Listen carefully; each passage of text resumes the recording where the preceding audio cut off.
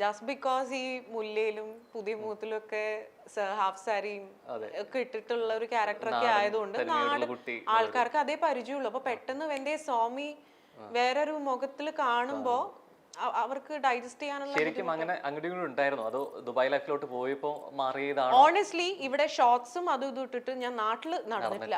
എനിക്കിപ്പോഴും നടക്കാൻ പറ്റില്ല. എനിക്കിപ്പോഴും നാട്ടിൽ എനിക്ക് അങ്ങനെ നടക്കാനുള്ളൊരു എനിക്കെന്തോ അങ്ങനെ തോന്നിയിട്ടില്ല. പക്ഷെ ദുബായില് എന്നെ വേറെ കണ്ണുകളോട് ആരും നോക്കുന്നില്ല. I have my freedom.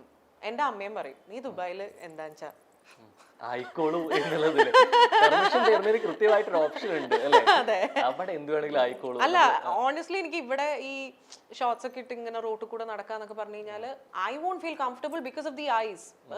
ബാക്കിയുള്ള ആൾക്കാരുടെ കണ്ണുകളാണ് എന്നെ അൺകംഫർട്ടബിൾ ആക്കുന്നത്. കണ്ണുകളും നോട്ടങ്ങളും എങ്ങനെ വേണമെങ്കിലും ആയിക്കോട്ടെ, നമ്മളായി മതി എന്നുള്ളൊരു ചിന്ത പറയുന്ന ഒരു സമയം കൂടിയാണല്ലോ.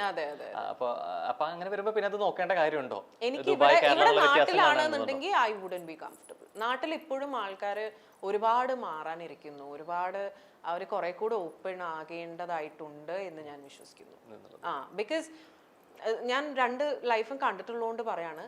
ദുബായിലൊക്കെ ഉണ്ടല്ലോ, ഇനിയിപ്പോ ഇതിന്റെ താഴെ വരുന്നത് ഇവളിപ്പോ വലിയ ദുബായ്ക്കാരി